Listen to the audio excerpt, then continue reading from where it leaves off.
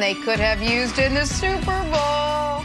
Just saying. Right. Chiefs signed former Patriots guard Joe Thuney to a monster 5-year, $80 million deal. And look, it's no secret. They're trying to protect their biggest asset, and that's Patrick Mahomes, who tweeted some smiley emojis after the news. Nick, you love or hate the Thuney signing for the Chiefs? I certainly don't hate it, but I'd be lying if I said I loved it. Brandon, I want to talk to you about this because you said it was of the players who changed teams yesterday. This was the one that jumped off the page to you the most, and it jumped off the page to me as well. But here are my concerns, listed in order. The first one is there is a long list of guys who played offensive line for the Patriots at a super high level. Yep. The Patriots opted not to re-sign. They went somewhere else, and they never reclaimed that level of play. Now, Logan Mankins stayed a great player, but Nate Solder didn't. Trent Brown didn't. Yep. Yeah, exactly right. So we were thinking of the same guys. Now, I know those guys were tackles, and this guy is a guard. The other aspect that I would have is, you mentioned it earlier. The Chiefs are essentially trying to remake their entire offensive line. Their center's gone. Both of their tackles got injured during the season and are probably not going to play again, and so they released them. To spend this much money on one spot, and it's not a tackle spot, it's a guard spot, concerns me. So I think he's an excellent player. I think that the fact that he's never missed a game is super important to me. But it's the left guard spot, which isn't one of the most important spot on the offensive line. Right. And it's a ton of money for a team that doesn't have a ton of money. So that's why I'm a little ambivalent on it. Yeah. Did you share those concerns? But well, first, to me it's not the sexiest, but it's the most important signing because you got the face not only of the Kansas City Chiefs, but the NFL and Patrick Mahomes, worth $500 million, and he has no offensive line. Like you just said, they let go of their tackles. They had, 5 guys share 100 snaps at the guard position. So it's important because it doesn't matter if you have Travis Kelce, Tyreek Hill, you go Speedy. You got so many other guys on that offensive line. You got even Coach Andy Reid. Those guys don't matter if you can't protect your quarterback and he's not standing upright.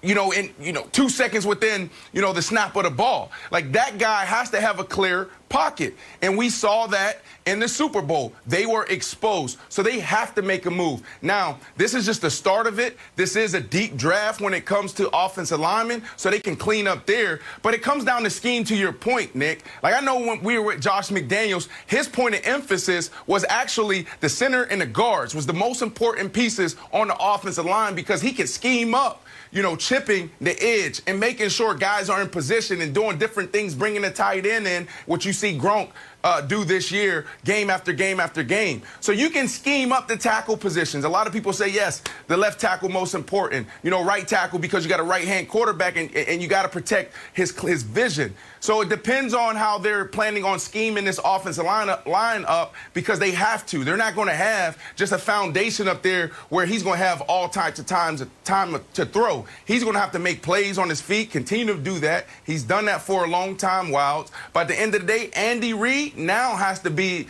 a freaking beast and a monster scheming up protections. So, Brandon, here's the thing. You've been the first person on the Russell Wilson is upset breaking news. You put on your little journalism hat. It says news on the side.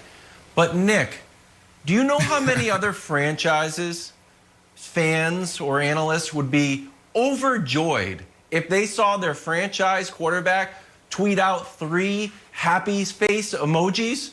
A Seattle fan, imagine the Seattle would go, they have a parade if Russell Wilson tweeted this. If Aaron Rodgers tweeted this, people would lose their minds.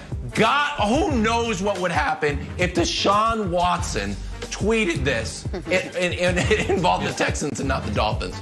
So I think the fact that Mahomes is happy means you should be happy. Like, I know he's a guard, but he's super versatile. Like, he also played center for the Patriots. He's a great guy and also brings a championship pedigree to you guys. He's got 2 rings. You guys only have 1. You can learn from some of that Patriots mystique. So I think that you should be more happy and less worried. Chiefs franchise has 2 rings, by the way. Super Bowl 4 erasure I will not stand for, so I don't understand what you're talking about. Second of all, this. This is what, Brandon, would make me overjoyed. If they, because they do have, because they restructured Chris Jones and Travis Kelce and Mahomes, they do, despite, and Thuney's first year cap hit's only $5 million because how they structured this. They still have money.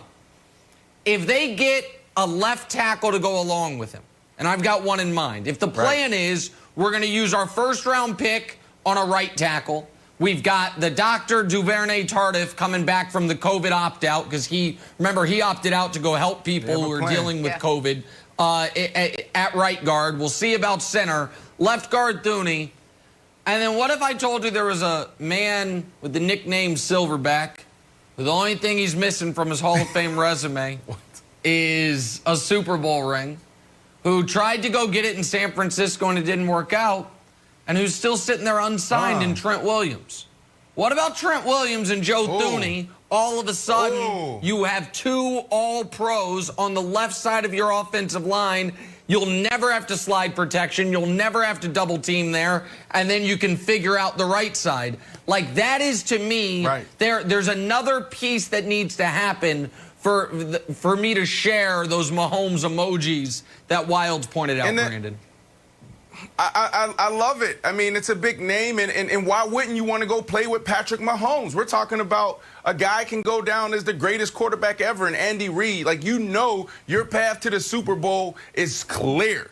And then there's another name out there, and no one's really talking about it, but Kyle Long. Kyle Long retired from the NFL. Now he's back on the market. Like that too. Right? So if you, Kyle Long is a guy out there that can that can easily come in and be not an all-pro. That's too much. He could potentially be a Pro Bowl player next year. So I think they have options out there. And Andy Reid, you have to think, because Patrick Mahomes and they're in this window right now. You guys are in this window that this is the #1 priority. They cannot go into the offseason or into the next season with the same type of approach on the front. Like, can't do it. Because Patrick Mahomes is older and you have more injuries, the ankle, the knee, the toe. Like, you don't want to get hit as much. So standing in the pocket and just taking those hits, like, he's not going to do that as much. So they got to figure it out because they want him to continue to be efficient and also lights out, Jenna.